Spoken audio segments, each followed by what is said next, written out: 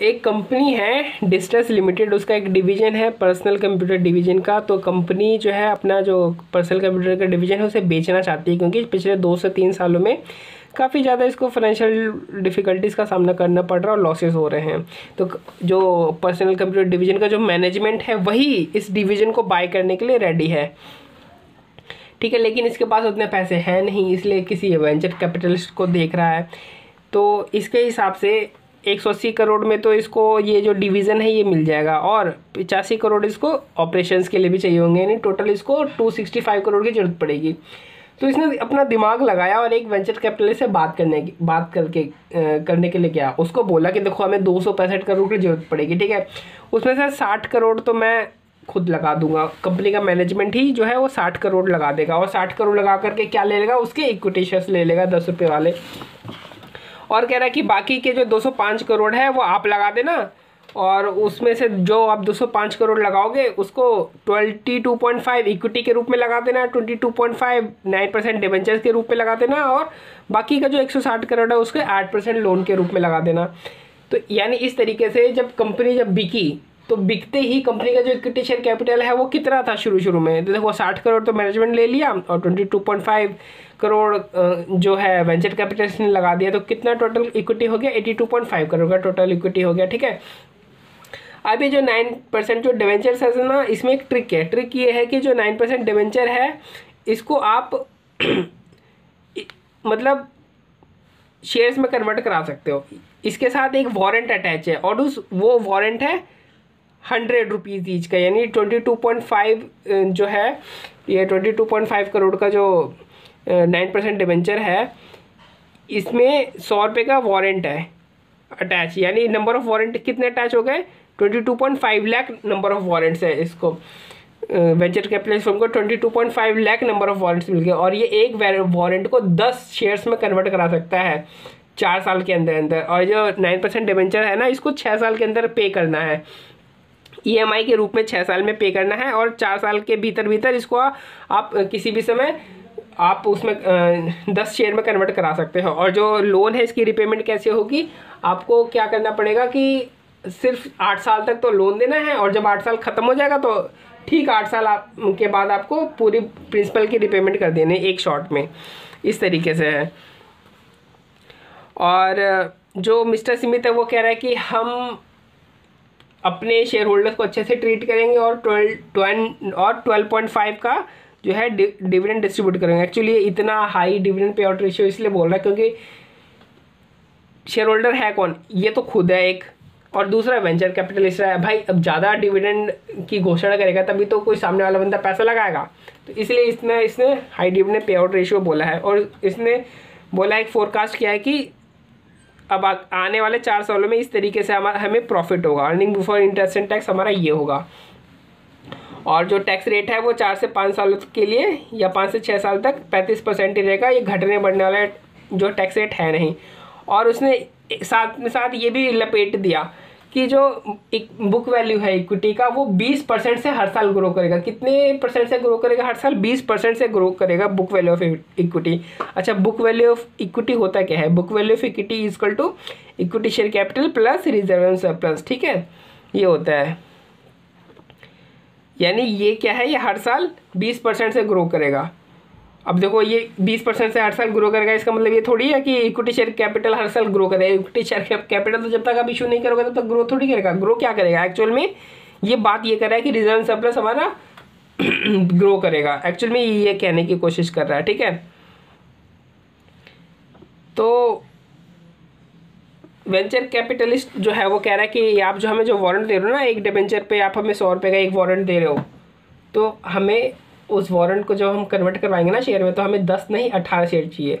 यहाँ पे क्या ऑफर दिया था कि आपको हम एक वारंट पे 10 शेयर इशू करके देंगे, और वो टोटल नंबर ऑफ वारंट कितने निकाले थे, 22.5 लाख नंबर ऑफ वारंट निकाले थे।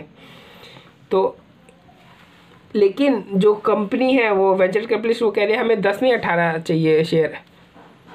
तो अब हमारे पास हमें 2 चीज़ें चेक करनी है कि पहला तो जो मिस्टर इसमें जो क्लेम कर रहा है कि जो इसका जो बुक इक्विटी का जो बुक वैल्यू 20% से ग्रो करेगा, तो हमें चेक करना है कि क्या सच में ग्रो करेगा या नहीं करेगा। और दूसरा कि क्या इसको जो वेंचर कैपिटलिस्ट जो कह रहा है कि मुझे 18 शेयर कन्वर्ट कराने का ऑप्शन दो, तो क्या उसको ये ऑफर एक्सेप्ट करना चाहिए 18 शेयर वाला, या 10 शेयर पे ही टिकट रहना चाहिए। ये दो चीज़ें चेक करनी है, ठीक है। तो सबसे पहले हम क्या चेक करेंगे, सबसे पहले हम देख लेते हैं कि इसका जो बुक वैल्यू ऑफ इक्विटी है 20% से ग्रो कर रहा है कि नहीं कर रहा है। अच्छा, इक्विटी शेयर कैपिटल तो हमें पता है 82.5 करोड़ हो गया, ठीक है। 60 करोड़ मैनेजर के पास और 22.5 वेंचर कैपिटल के पास। तो हमें रिजर्व एंड सरप्लस चाहिए 4 सालों का, आने वाले 4 सालों का।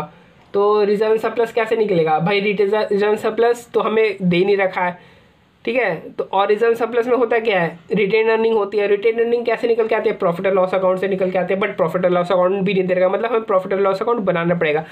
क्या, क्यों? क्योंकि हमें प्रॉफिट दे ही रखा है। और खर्चे में पता है, ये खर्चे क्या होंगे भाई, ये जो लोन की रिपेमेंट और जो ईएमआई की रिपेमेंट है, इंटरेस्ट की रिपेमेंट है, ये तो खर्चे होंगे। और प्रॉफिट में दे रखा तो हम पेंडल आराम से बना सकते हैं। तो चलो पेंडल बनाते हैं सबसे पहले। तो earning before interest and tax हमें दे रखा है। 8% का लोन का जो इंटरेस्ट है वो हमें पता ही है, क्योंकि कोई प्रिंसिपल की रिपेमेंट तो करनी नहीं है, सिर्फ इंटरेस्ट की रिपेमेंट करनी है।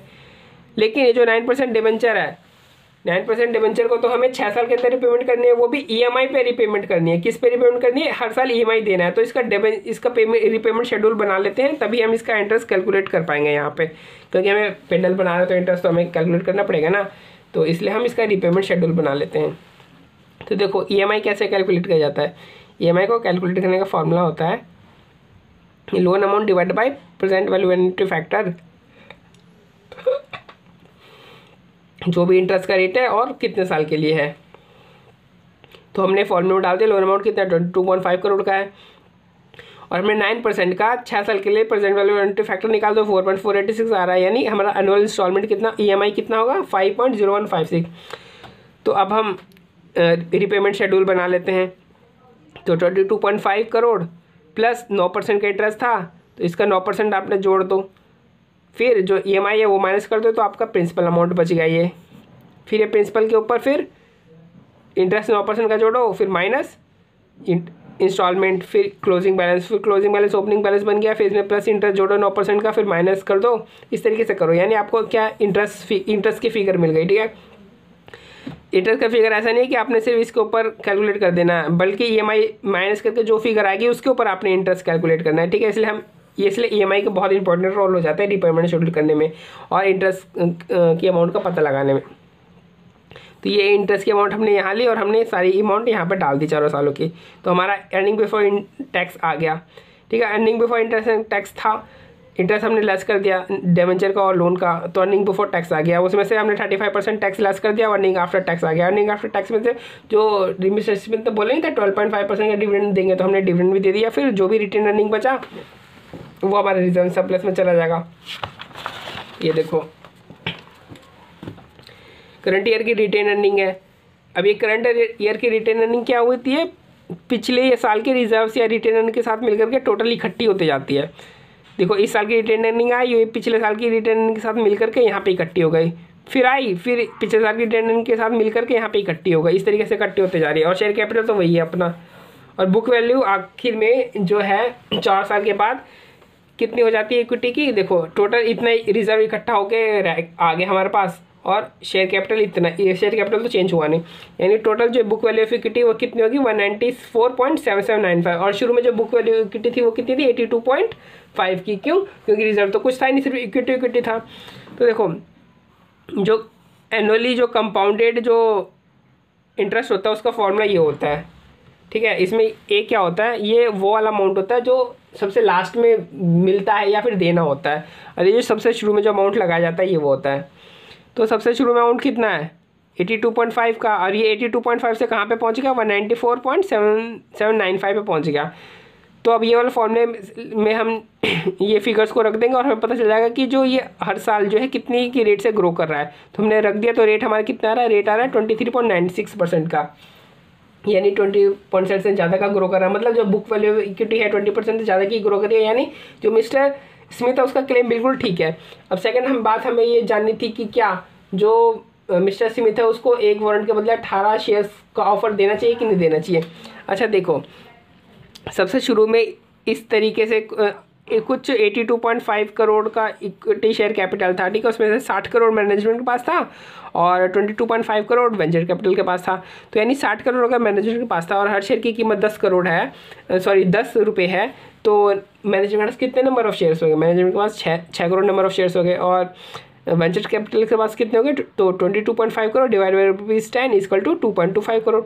यानी 6 करोड़ मैनेजमेंट के पास है और 2.25 करोड़ वेंचर कैपिटल के पास है। तो कंट्रोल किसका है शुरू में?